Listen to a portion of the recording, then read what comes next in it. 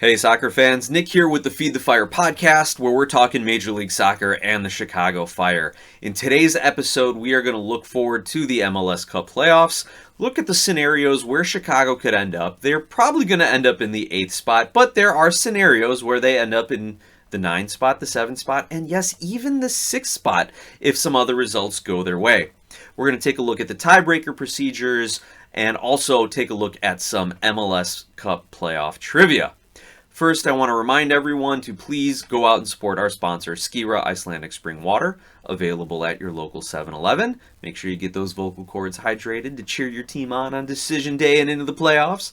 But also, if you want to continue to interact with the show, to email me, please write me a message, glasshouseSoccer@gmail.com, or you can find me on social media at GlassHouseSoccer. If there's questions you want to ask, if you just want to say, hey, what's up, if you want to talk about the Fire, if you want any season ticket holder information or any connections within the club as far as getting some season ticket holders or basic info, let me know. And in addition, hopefully, we'll get to see you all out at the Chicago Fire hosting, unless something terrible absolutely happens, hosting a postseason match this year. Hopefully we'll see you out at the game. And please, if you do see me out, feel free. Come up, say hi. Always great to connect with people. That's probably the most fun that I've had doing the show, is meeting people from all over Chicago and Illinois as fans of the Fire, and talking to people from all over the country and the world who are fans of Major League Soccer and American soccer. So it'd be great to connect with you and chat a little bit more. Now let's get into our content. The Chicago Fire are traveling to the New England Revolution on Saturday. Kickoff for all Eastern Conference games this Saturday, decision day, is at 5 p.m. Central Time. Game is going to be played at Gillette Stadium. The Chicago Fire should win this game. Not only are they the better team, but they have everything to play for. New England has been eliminated from the playoffs. They have an interim coach. They're really just playing for individual merit at this point, for pride, for proving themselves for next season. I don't know how many of these players are on the end of their contract, maybe playing for a renewal or a transfer. But the Chicago Fire, despite making the postseason, still have a lot to play for. Number one, you don't want to have a letdown. You don't want to have your team feel comfortable. I don't think Greg Berhalter and his staff are going to do that. I don't think the Fire players, after how they've played the last few weeks, are going to feel that either. However, there is that possibility, so let's address it. Also, the Fire are playing to increase their seeding. While they are guaranteed a game in this postseason, and more than likely guaranteed a home game, as long as they don't drop to that 9th spot where they lose to the Revolution and Columbus wins and owns whatever tiebreakers if that's the case, and we'll get into those scenarios in a little bit. The Fire still can play for seeding, and to make sure that if they are in the play-in game, that it's a home game for them.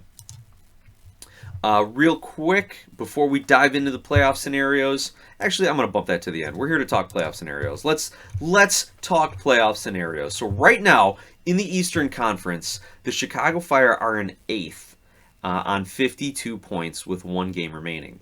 The Crew are in 9th on 51 points, 1 game remaining. So if the Crew draw and the Fire lose, the Fire would still own the tiebreaker. So if the Crew win and the Fire lose, that is the only scenario where the Fire would drop to the 9th spot and not be able to have a postseason game guaranteed in Chicago. Now, if they win that play-in game, they will get a postseason game because, as we know, the first round of the playoffs is a best of 3 where it's home, away, home for the top seed, or the higher seed in that case. And then the Chicago Fire would be playing Philadelphia in a home-away-home format, home to Philly in that scenario. Now the Fire, looking ahead of them, Orlando's on 53 points. Nashville is on 54 in the 6th spot. They cannot catch number 5 New York City, who are on 56 points. Again, the Fire are on 52. So if the Fire were to win their game and Nashville and Orlando were to lose, then the Fire would jump into that 6th spot. Now, who are these two teams playing, and how likely is that to happen? So again, let's start with Nashville here. So Nashville's decision day game this Saturday is going to be as the page refreshes and I continue to click on the schedule for them, they will be hosting Inter Miami. Now, that is a toss-up game. In that case, we are sadly cheering for Miami to win that game, so it helps the Fire move up in the standings. You know, assuming Orlando loses and Columbus also loses and the Fire win their game. So, in a perfect world, for the Fire, just strictly for the Fire, no feelings about any other team whatsoever, we need Nashville to lose at home to Miami.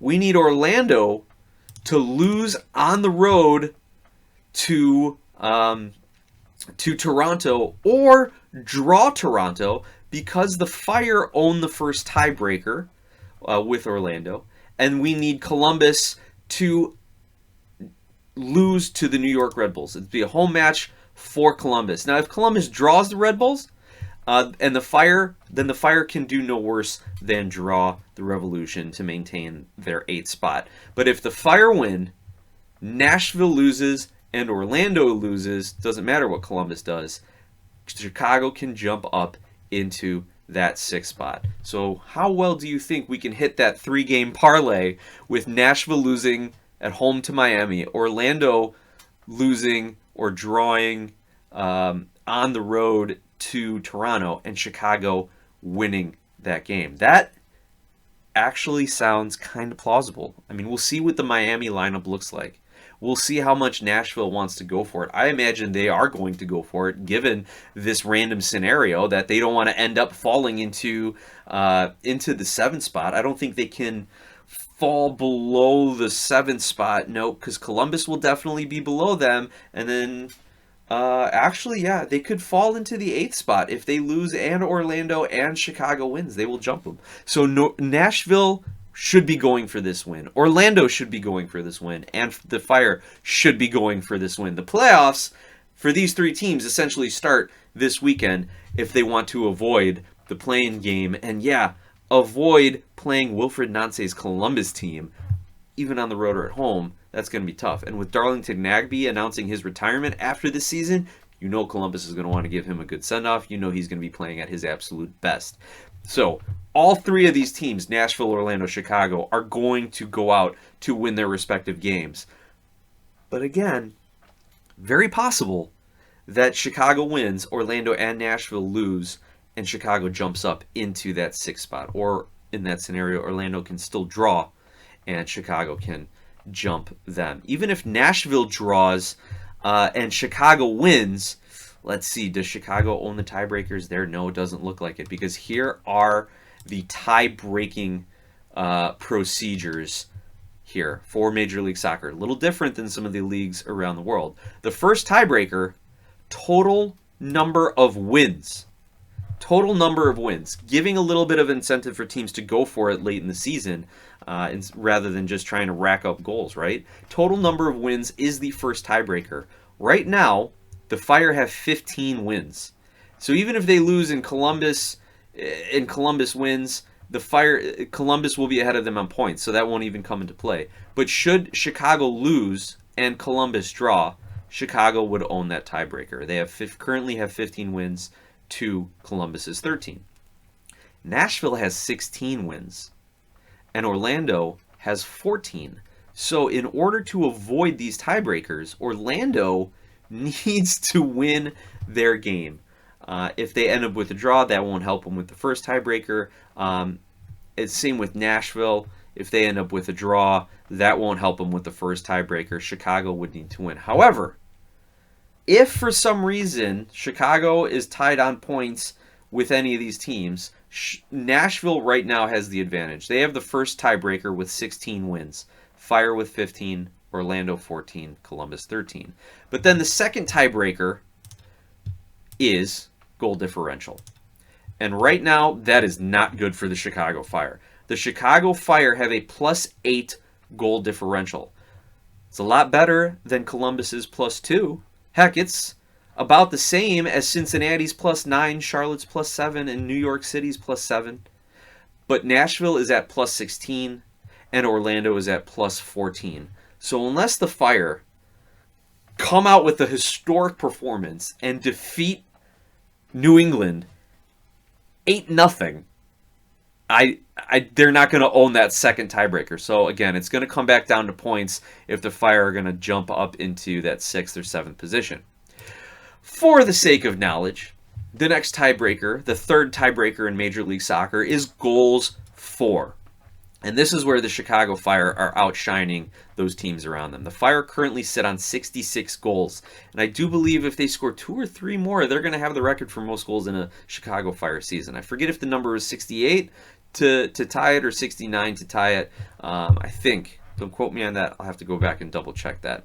But the Fire have 66 goals for. Currently, Orlando has 61, Nashville has 56, and Columbus down at 52.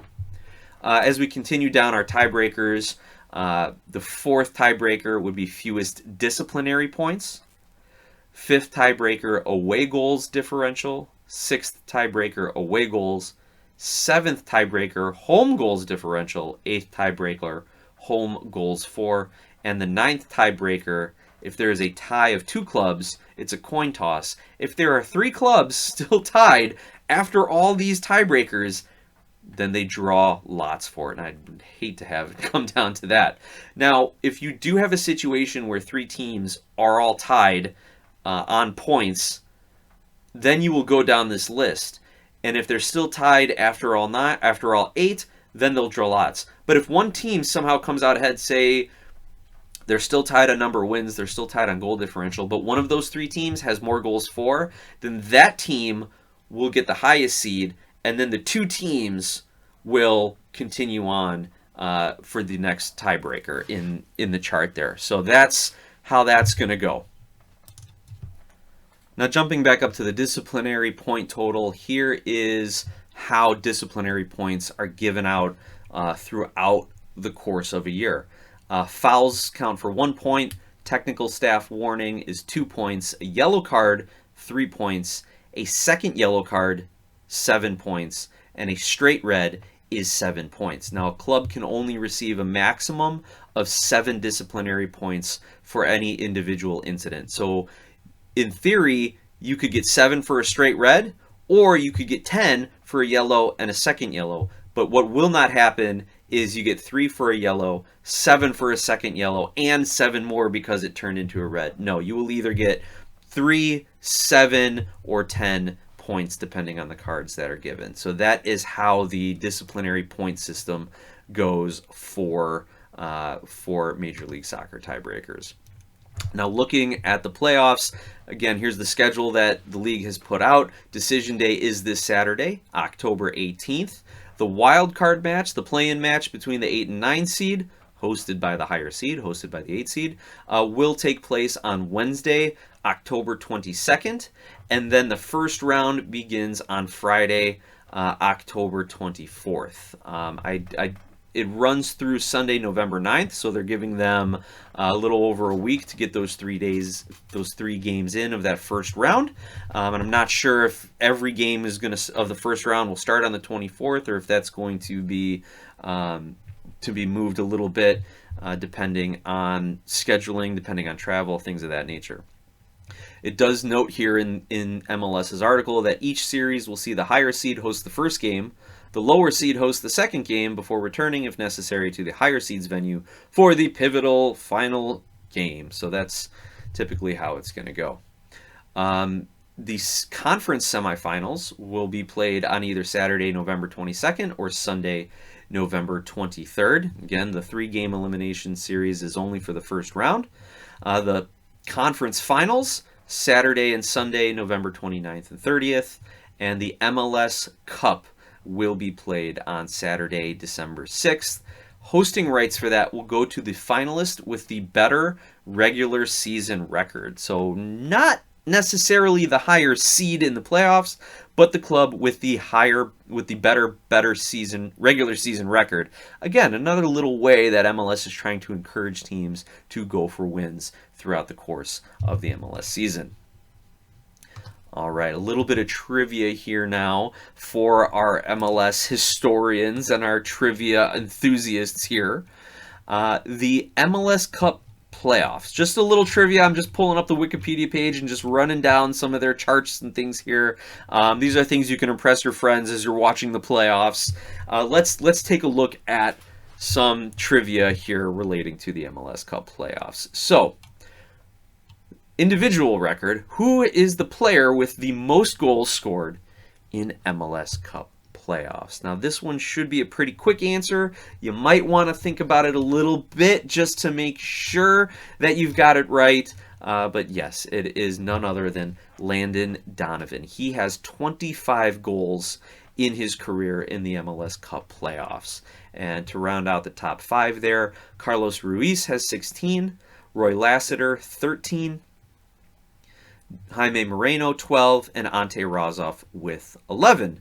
Former Fire Brian McBride also with 10, tied with Preki and Taylor Twellman in the 6th spot there. Now, the only active player in the top 9, and there are a number of players tied in the 6th and 9th spot, the only active player is Jordan Morris. He has 9 playoff goals. And so if Jordan Morris and Seattle, if Jordan Morris grabs 2 goals, then he will be tied in 5th with Ante Razov for most all-time MLS playoff goals. So that's not outside the realm of possibility. And if throughout this run he gets 3 or 4, he could move into that 3rd or 4th spot, which I know there's a lot of Jordan Morris detractors out there, but you can't deny how good he's been in Major League Soccer and for Seattle.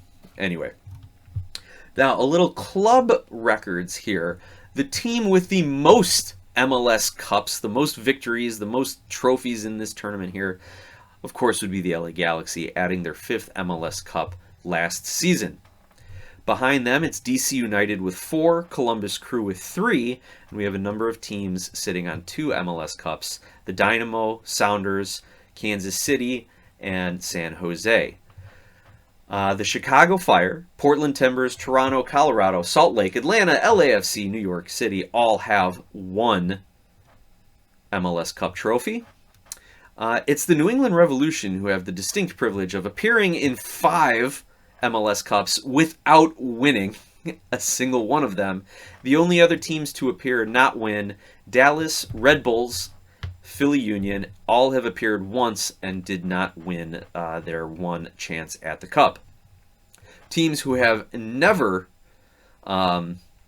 played in an MLS Cup final, Austin, Chivas, Cincinnati, Inter Miami, the Miami Fusion, Minnesota United, Montreal, Nashville, Orlando City, Tampa Bay Mutiny, and the Vancouver Whitecaps. All right, now looking at the most appearances, it does tend to follow the most wins. The Galaxy have 9 appearances, again 5 wins. DC United has 5 appearances with 4 wins. The Revs, 5 appearances, no victories. And then Columbus, Houston, and Seattle have all appeared in MLS Cup 4 times. Chicago Fire have made 3 appearances with but 1 victory to account for it. Now, the most successful playoff team in terms of wins, again, would go to the Galaxy. They have 43 playoff victories, by far the most in MLS. DC United has 29, Seattle 22, Columbus and Kansas City both with 21. Then it's New England and Chicago, each with 20 postseason victories. That puts them tied for 6th place overall. Red Bulls coming in close there with 19. Obviously, they had a streak of 15 straight playoff seasons broken this year. But that's kind of the knock on the Red Bulls, right? They've got 19 playoff appearances in Major League, or playoff wins in Major League Soccer history, and they've made the playoffs 15 straight years. So that means they've only won about 1 game a year. They can get to the postseason, maybe win a game, and that's about it. All right, let's take a look at some other streaks and some other playoff appearance records. Just appearance records here. The Red Bull organization, the New York Red Bulls, Metro Stars, they have the most playoff appearances with 25, and their longest streak was 15, broken this year. Then the Galaxy have appeared 21 times and have a longest streak of 10 straight appearances. Dallas and Kansas City have 20 appearances in the postseason, with Dallas having a streak of 7, Kansas City having a streak of 8. Now, the longest streak ever is the Red Bulls, is that 15-season streak. The Sounders had a 13-year streak, and again, the Galaxy have a 10-year streak, and those are the only 3 clubs to have 10-year runs to the playoffs. Now, the Chicago Fire, our home squad here, have 13 MLS playoff appearances. They've made the postseason 13 times, and their longest streak was 6 years in a row, 6 seasons in a row, they have made the playoffs. And our final little bit of trivia here, everybody. The longest MLS Cup playoff shootout goes to the Portland Timbers and Sporting Kansas City in the 2015 knockout rounds. It went 11 rounds, and Portland ended up winning that one. They were the home team too, 7-6. And really, the home team has won 5 of these longest shootouts and lost 5 of these longest shootouts, with longest being a minimum of 7 rounds. Twice we've seen shootouts go to 10 rounds. Once we've seen it go to 9 and 8 rounds. The Fire were actually involved in a 7-round playoff shootout against Real Salt Lake in the 2009 conference finals. And gosh, I'm pretty sure that was the game that Monterey security deemed me to be a danger and arrested me. Good stuff. Good memories there. Anyway, it all got taken care of. I knew some good lawyers. I'll put it that way.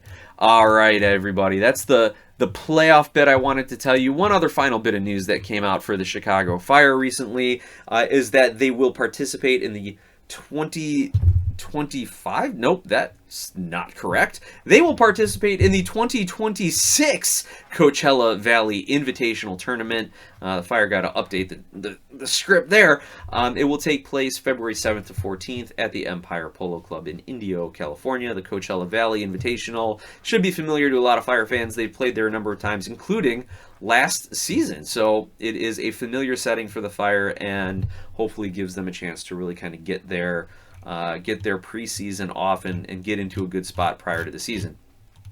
The other clubs that are participating: Austin, Charlotte, LAFC, Minnesota, New York City, Portland, San Diego, San Jose, Kansas City, and St. Louis. So those are the 11 MLS teams participating. They also are doing an NWSL preseason tournament, and those logos I can't identify as quickly. Let me scroll to the bottom here. Angel City, Bay FC, Denver Summit, Houston Dash, KC Current, NC Courage, North Carolina Courage, Portland Thorns, San Diego Wave, Seattle Reign, and the Utah Royals are all the NWSL teams that will be appearing. That's everything I got for you. I hope you all go out and enjoy the Chicago Fire match this weekend. Enjoy your decision day. Start making those postseason plans. Hope to see you out at the match that the Fire will, fingers crossed, be hosting. Let's go Fire.